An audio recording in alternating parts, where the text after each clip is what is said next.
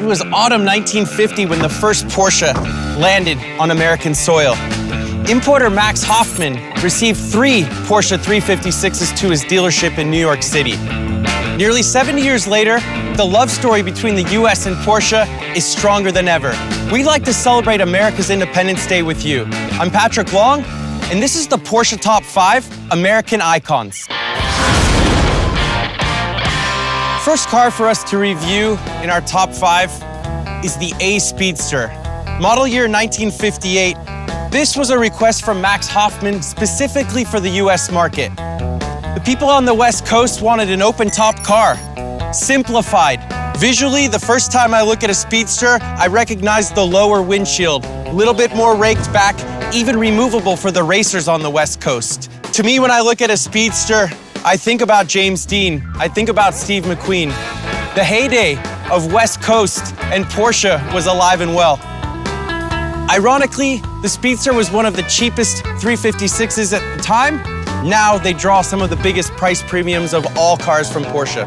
Now let's go check out 4 more examples that followed after the Speedster.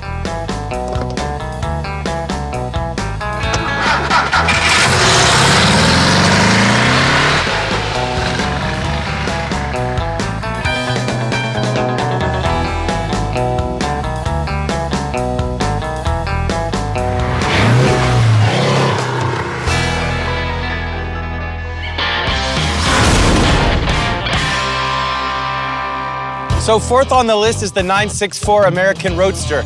We're pushing more than 30 years ahead from the Speedster. 250 horsepower, the iconic 3.6-liter flat-six air-cooled engine.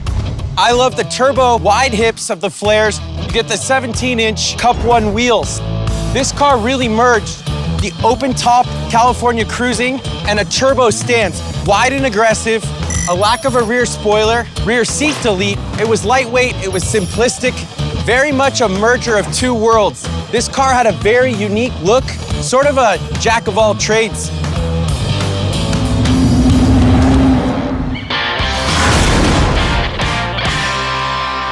Staying within the 964 family, we moved to the RS America. Hardtop, coupe, lightweight, sport seats, all the things that a track junkie would want. Many of them came no sunroof, no AC, no radio. It was all about performance. You got a rear tail, more downforce, less weight.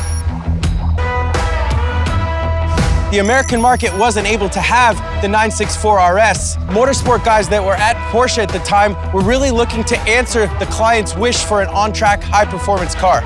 So Porsche made them the RS America.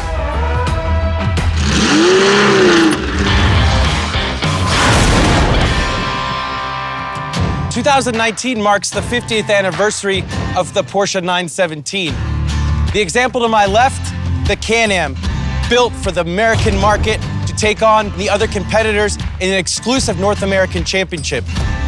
Flat 12, over 800 horsepower, turbocharged, open-top Spider. This car raced in the Can-Am championship, mostly under Roger Penske.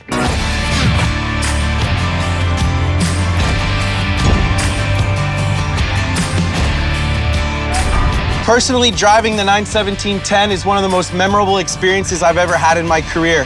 This car has downforce, an immense amount of boost, tons of horsepower, and you're quickly reminded of the dangers when your front feet are sitting past the axles of the front wheels. Fuel tanks surround you. You have a massive engine sitting right over your left shoulder.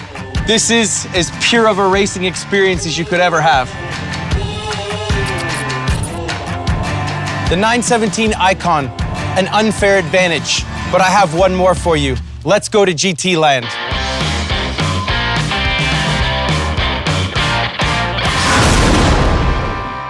Number 1 on the list of the American icons, the Porsche 934.5. Wide wheel arches, a single turbo pushing 600 horsepower.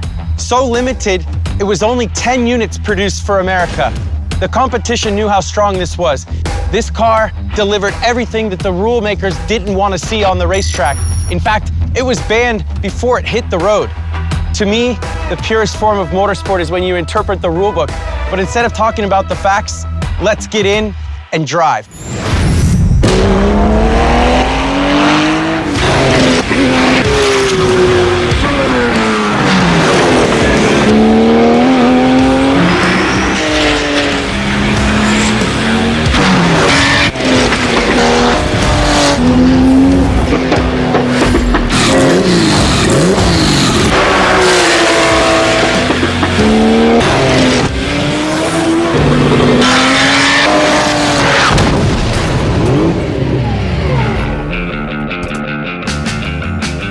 unbelievable cars to drive.